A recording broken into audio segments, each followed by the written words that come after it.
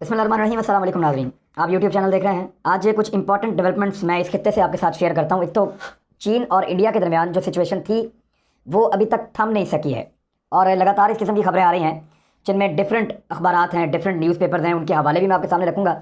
Reuters ने बाकायदा ये लिखा है कि इस वक्त जो साउथ चाइना सी है उसमें जो ताइवान के करीब का इलाका है समुद्री, वहाँ पर अमरीकी बहरी जहाज़ों की आमद से चीन ने फौरी तौर पर खबरदार किया है। चीन ने इसमें जो स्टेटमेंट जारी किया है वो ये कह रहा है कि अमरीकी बहरी जहाज़ का पहुंचना इंतहाई ख़तरनाक है और इससे दोनों मुल्कों के लिए मुश्किलात भी खड़ी होंगी और दोनों मुल्कों के मफाद में ये बात नहीं है। अमेरिका ने कहा है कि मामूल का हमारी गुजरगा है, हम यहाँ से सिर्फ गुजरे हैं, मगर चाइना के मुताबिक उसकी यहाँ पे खुद मुख्तारी है इस इलाके में और उसका क्लेम है कि ये उसकी टेरिटरी है, तो वो इसको ये समझता है कि उसकी खुद मुख्तारी को अमेरिका चैलेंज कर रहा है। और ये अमेरिका ने गालिबन इसलिए किया है कि कुछ अर्सा पहले चीन ने अमेरिका के सिस्टम को जैम किया था इसी साउथ चाइना सी में, जब अमेरिका 70 नॉटिकल माइल्स के करीब आया था चीन के पास। अब ये जो फासला है ये भी लगभग कोई 81 नॉटिकल माइल्स का है, जो ताइवान और चीन के दरमियान में समंदर की एक पट्टी है बारीक, वो 81 नॉटिकल माइल्स या 130 किलोमीटर के लगभग आप कह सकते हैं ये इलाका है।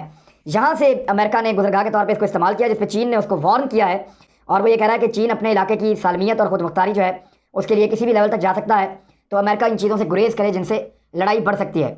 लेकिन अमेरिका ऐसा लगता नहीं है कि ये करने वाला है। अमेरिका ने अपने जो सबसे ख़तरनाक जंगी तैयारे हैं, जो सबसे ज़्यादा मुहलिक उनका हथियार माना जाता है, वो उनका B-2 स्पिरिट उनका एक तैयारा है लड़ाका, जो 16 के करीब एटम बम्स अपने साथ ले जा सकता है। और यही वो तैयारा है जिसने अफगानिस्तान में बड़ी खौफनाक बम्बारमेंट की थी। ये मॉब जो मदर ऑफ ऑल बम्स और बड़े बड़े हथियार जो ले जाके वहाँ पे फेंक रहे थे अमेरिकन, वो इसी तैयारे के जरिए फेंक रहे थे। 29 घंटे तक प्रवास करने के बाद ये तैयारे पहुँचे हैं एक ख़ास मुकाम पे जो इस वक्त भारत को मदद देने के लिए वहाँ मौजूद है। यहाँ पे अमेरिका का एक बहरी बेड़ा है, वहाँ पे इन्होंने पहुँचाया इन तैयारों को। इंतहाई ख़तरनाक ये तैयारे हैं, इनके बारे में मैं आपको मज़ीद अभी चीज़ें बताता हूँ। लेकिन ये जो इलाका है जहाँ पे ये पहुँचे हैं ये डियागो गार्सिया का एरिया है और यही वो एरिया है जहाँ से जो करीब तरीन है इंडिया के। अमेरिका का जो सबसे करीब तरीन एरिया है समंदर में जो इंडिया के करीब है वो डियागो गार्सिया का इलाका है। यहाँ से सिर्फ 1000 मील के ऊपर वो एरिया है जहाँ पर इंडिया को मदद दी जा सकती है या अमेरिका इन तैयारों को इंडिया की मदद के लिए चीन के खिलाफ पहुंचा सकता है। इस मौके पे जो है एक अमेरिकन फ़ज़ाइया के कमांडर हैं कर्नल क्रिस्टोफर, उनका एक स्टेटमेंट आया और उन्होंने ये कहा कि 29 घंटे का ये सफ़र ज़ाहिर करता है कि अमेरिका किसी भी वक्त और कहीं भी अपने इत्तेहादियों और दोस्तों के लिए उनकी मदद के लिए मौलिक तरीन हथियारों को पहुँचा सकता है और उनकी मदद कर सकता है। अब ये करना क्या है अमेरिका ने फौरी तौर पर? ये रिपोर्ट छपी है द नेशनल इंटरेस्ट, ये एक अमरीकी जरीदा है जिसके अंदर ये खबर छपी है और उसने इस रिपोर्ट में लिखा है कि जल्द ही ये ख़तरनाक तरीन अमरीकी तैयारे भारत के साथ कुछ जंगी मशक़ें करेंगे और ये मशक़ें इस नौयत की होंगी, फ्लाई ओवर मिशन होंगे, इसमें कुछ जंगी तैयारियों की मशक़ें होंगी और एक दूसरे को फ़िज़ाई ऑपरेशन के दौरान किस किस्म की मदद दी जा सकती है उसके ऊपर मशक़ें करेंगे। और इसके लिए जो एक ख़ास बात इस रिपोर्ट में लिखी गई वो ये है कि ये मशक़ें जानबूझकर भारत और चीन के जो सरहदी इलाके हैं वहाँ पर की जा सकती हैं, क्योंकि अमेरिका इससे ये फ़ायदा उठाना चाहता है कि वो देखे कि चीन इन एरियाज़ में जो उसकी फ़िज़ाई ताकत है या बर्तरी है इंडिया के ऊपर या उसकी दिफाई हिकमत अमली है वो किस नौयत की है और किस किस्म के जदीद सिस्टम वहाँ पे नस्ब हैं। तो इनको चेक करने के लिए अमेरिका इंडिया के साथ मिलकर चीन के सरहदी इलाकों में कुछ मशक़ें करने वाला है और उसके लिए अपने सबसे ख़तरनाक B-2 स्पिरिट जो उनके बम्बर्स हैं वो उन्होंने भेजे हैं, जो एटमी हमला करने की सलाहियत रखते हैं और अमेरिका के सबसे ख़तरनाक हथियार हैं। यही जिस जगह उन्होंने पहुँचाए हैं डियागो गार्सिया में, यहीं से वो अपने बम्बर्स को भेजते थे जब वो अफगानिस्तान के ऊपर अटैक करते थे सन 2001 में, सन 2002 में और सो ऑन, वो यहाँ पर अटैक करते रहे। तो ये वो एरिया है जहाँ पे अमेरिका ने दोबारा अपने तैयारे ख़तरनाक तरीन तैयारे पहुँचाए हैं चीन के खिलाफ इंडिया की मदद के लिए। इसके साथ साथ इंडिया ने क्या किया है? इंडिया ने फौरी तौर पे अपने जितने जदीद जहाज़ हैं जो उनके पास इस वक्त मौजूद हैं लड़ाका तैयारे, उसमें Su-30 जो वो रशिया से लेता है, MiG-29 और MiG-29K फाइटर्स, ये सारे तैयारे और कुछ हेलीकॉप्टर्स फौरी तौर पर लद्दाख और उसके करीबी रीजन में भिजवा दिए हैं। जबकि इंडियन मीडिया की रिपोर्ट्स के मुताबिक जो 5 रफाल तैयारे उनको मिले हैं वो भी उन्होंने गालवान के अंदर जो उनका एयर बेस है वहाँ पे भिजवाए हैं इंडिया की हिफाजत के लिए या उस टेरिटरी को वापस क्लेम करने के लिए जो चीन ने उनसे ले लिया है। लिहाजा वहाँ पे एक बहुत बड़ी जंग की तैयारी इस वक्त इंडिया कर रहा है और अमेरिका उसका साथ दे रहा है। इंडिया ने जो चीज़ें पहुँचाई और जो कुछ किया वो मैंने आपको बताया, लेकिन इसके साथ साथ एक बात और याद रखिएगा कि इंडिया को दूसरे एक महाज का सामना भी है और वो है कश्मीर पे पाकिस्तान का। यानी यहाँ पे पाकिस्तान के साथ भी इसकी जंग जैसी कैफियत पैदा हो जाती है। अभी भिंबर सेक्टर के अंदर बहुत खौफनाक किस्म की बम्बारमेंट गुज़िश्ता दिनों हुई है, 13 अगस्त की रात से ऑनवर्ड वहाँ पे लड़ाई होती रही है और नुकसान हुआ है, इंडिया का काफ़ी नुकसान हुआ है। अब इंडिया ने यह किया है कि जब उन्होंने अपने ख़तरनाक तरीन तैयारे और जिनके ऊपर वो इन्हिसार कर सकते हैं उनको जब चाइना की सरहद के साथ वहाँ पर उनको शिफ्ट किया तो पाकिस्तानी बॉर्डर के नज़दीक उन्होंने तेजा जो उनके तैयारे हैं, ये लाइट कॉम्बैट एयरक्राफ्ट हैं, यानी ये लड़ने की सलाहियत तो इनकी वो नहीं है और ये इंडिया खुद इनको तैयार करता है। तो तेजा इन्होंने भिजवा दिए हैं पाकिस्तानी बॉर्डर के करीब पाकिस्तान का मुकाबला करने के लिए। और इससे पहले उनके जो बैरून मुल्क से मिलने वाले तैयारे हैं वो मुकाबला नहीं कर पा रहे थे पाकिस्तान का, तो ये तेजा क्या मुकाबला करेगा। ये तो जो दिफाई माहिरीन है वो इंडिया की इस हिकमत अमली के ऊपर बात कर सकते हैं, या जो फ़िज़ाई दफ़ा के माहिरीन हैं या एयरफोर्स को जानने वाले लोग हैं वो बड़े आराम से बता सकते हैं कि ये कितनी कमज़ोर हिकमत अमली है। क्या इंडिया को पाकिस्तान की तरफ से कोई ऐसी श्योरिटी है कि आपके ऊपर हम अटैक नहीं करेंगे? तो ऐसा तो नहीं लगता। बहरहाल चीन ने इसके जवाब के लिए क्या किया है, ये एक फॉर्ब्स मैगजीन है, उसने एक रिपोर्ट बड़ी डिटेल शाया की है।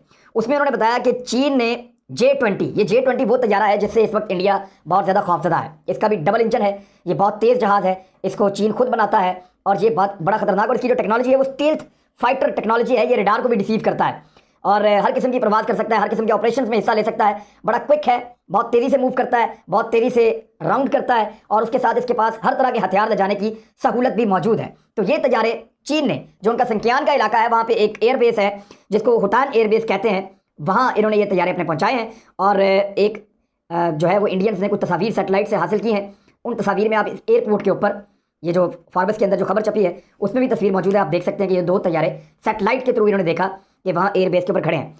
अब इनके अलावा जो है वो H-6 बम्बर्स जो है वो भी लगाए गए हैं, जिनमें KD-63 क्रूज़ मिसाइल्स, ये बड़ा खतरनाक मिसाइल है क्रूज़ मिसाइल, इसको ले जाने की सलाहियत जो है वो भी मौजूद है। तो इस किस्म के हथियार चीन ने भी उन जगहों पे पहुंचा दिए हैं जो लाइन ऑफ एक्चुअल कंट्रोल के करीब हैं या इंडियन बॉर्डर के करीब हैं।